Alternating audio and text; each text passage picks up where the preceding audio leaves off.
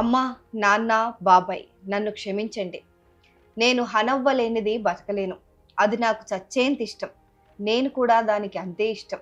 అది లేదన్న విషయం తెలిసినప్పటి నుంచి నా ప్రాణం నా చేతిలో లేదు అంటూ ఓ యువకుడు ఆత్మహత్య చేసుకునే ముందు రాసిన లెటర్ ఇప్పుడు అందరి చేత కన్నీరు పెట్టిస్తోంది.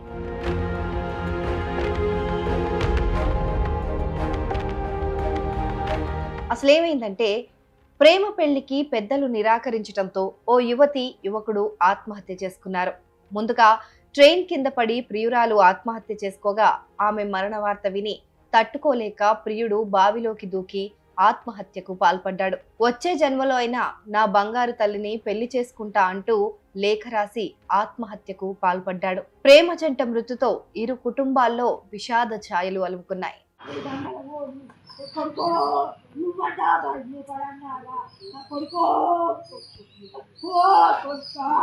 నా కొడుకో నేను 2 మంచాలు దానికి వేసుకొని పండుకుంటురా కొడుక నీకుందిరా కొడుక అమ్మ నేను పోతానందురా కొడుకో.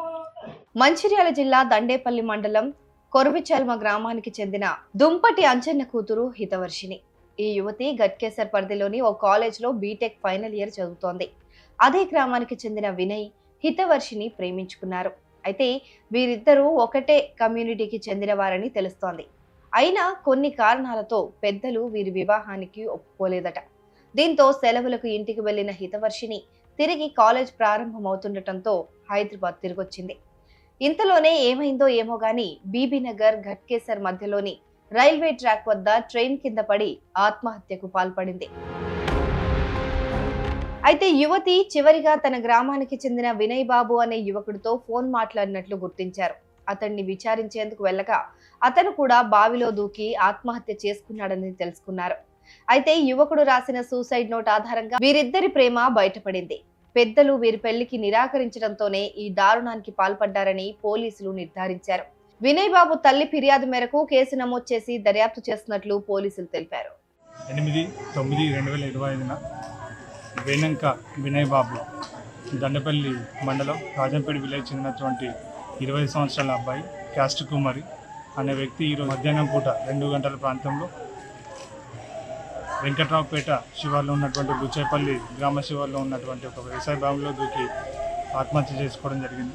తన యొక్క ప్రేమ విఫలమైందని చెప్పేసి ఆత్మహత్య చేసుకున్నాడని చెప్పేసి వాళ్ళ యొక్క తల్లి అయినటువంటి వేనంక రాజవ్వ దరఖాస్తు ఇవ్వగా ఇట్టి విషయమై కేసు నమోదు చేసుకుని 174 కేసు నమోదు చేసుకుని దర్యాప్తు చేస్తున్నాం. అబ్బాయి ఆత్మహత్య చేసుకునే ముందు చివరగా ఒక లెటర్ రాశాడు.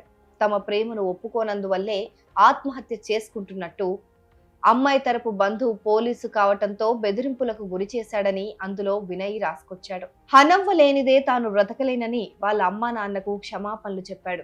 అలాగే ఇద్దరి డెడ్ బాడీలను ఒకే దగ్గర పాతి పెట్టాలని సూసైడ్ నోట్లో రాశాడు. మొత్తానికి ఈ ప్రేమ జంట ఆత్మహత్య ఎంతో మందిని కన్నీరు పెట్టిస్తోంది.